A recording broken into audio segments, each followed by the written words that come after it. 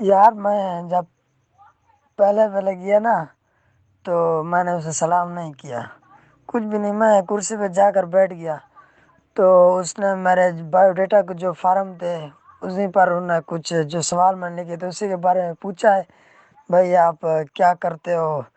میں نے کہا میں جاب ڈھونڈ رہا ہوں۔ انہوں نے کہا ابھی تک کوئی جاب وغیرہ ڈھونڈی؟ میں نے کہا نہیں ابھی تک کوئی نہیں ملی۔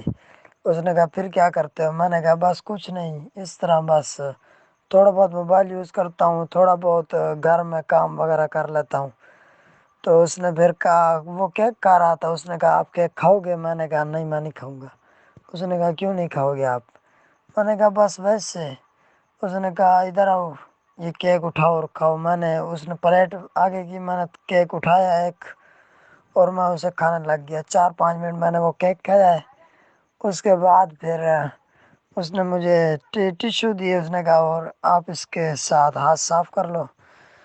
ہاتھ وغیرہ صاف کیتے ہی بس اس کے بعد اوکے بیسٹ آف لک کے یار ویسے ISSB والوں نے ہمارے ساتھ پرینک کیا ہے، ہمیں تو انہوں نے کیک کھلا کر بھی ناٹ ریکمینڈڈ کر دیا یار۔ مجھے GTO نے بالکل ناٹ ریکمینڈڈ کیا ہے، مجھے کمانڈ ٹاسک اور ملٹری پلاننگ نہیں ہے اس وجہ سے۔ باقی تو میری ہر چیز لیکچر وغیرہ میرا ایزی آیا تھا، کو ایجوکیشن میں نے صحیح سے بیان کیا تھا۔ یار جو ہمارا GTO تھا نا بڑا کوئی گندا تھا، مجھے بالکل بھی پہلی دفعہ پسند بھی نہیں آیا۔ وہ پتہ نہیں کس طرح کا تھا، بڈھا سا۔ اس نے تو ہمیں ذلیل بھی کر دیا، پتہ نہیں کیا کیا۔ بس اس کی انگلش کی ہمیں سمجھ بالکل بھی نہیں آتی تھی، تو اور تو ہر کسی کو بھی نہیں سمجھ آتی تھی GTO کی نا۔ آپ کو بھی سمجھ نہیں آئے گی GTO کی۔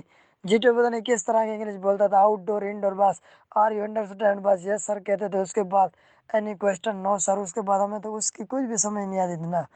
اس نے پہلے وہ لیکچر وغیرہ اس نے کہا مضمون وغیرہ کو ایجوکیشن کے وغیرہ میں نے دیے۔ میں نے جب کو ایجوکیشن کے بارے میں 2 منٹ بات کی تو 2 لڑکوں نے مجھ سے سوال کیا، تو ایک کا میں نے جواب دیا، دوسرے کے سوال کی مجھے سمجھ نہیں آئی۔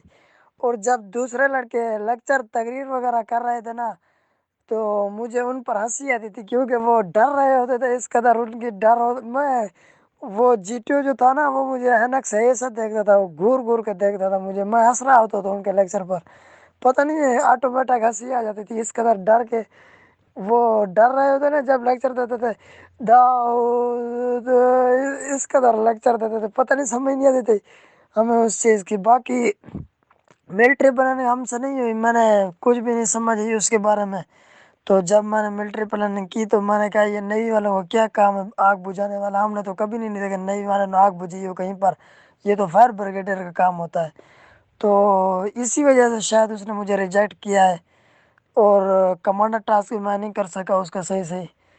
اور باقی جب بھی وہ کوئی کہتا تھا تو میں ہنستا تھا، وہ کہتا تھا chest number 14 why are you laughing, بس بھیا ہم یہی ہمارا GTO ٹاسک ہے۔ GTO نے ہمیں برباد کر دیا، باقی تو سب ٹھیک تھا، GTO نے مجھے اس وقت ریجیکٹ کر دیا، مجھے پتہ چل گیا تھا، بہت ہی خطرناک آنکھوں سے دیکھ رہا تھا مجھے تو وہ۔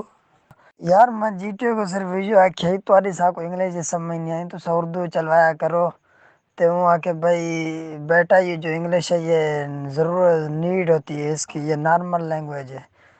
تو میں کہ سا کو یہ گال سمجھ نہیں آتی، ایسا بیکورڈ ایریا کے پڑھے ہوئے ہیں، سا کو صرف یہ سمجھ آتی ہے آر یو انڈرسٹینڈ، باقی سا کو کشی تھی سمجھ نہیں آتی، اردو ہی تھوڑا بہت نال ہلوایا کرو نا۔ وہ ہمارا شہر تو یہی تھا، فائدہ کیا ہے اس زمانے میں، خسارہ کیا ہے، خاک ہو جائیں گے ہم لوگ ہمارا کیا ہے، جیتنے والوں کا کوئی علم نہیں ہم کو، کہ ہم ہار کے بھی سوچتے رہتے ہیں کہ ہارا کیا ہے۔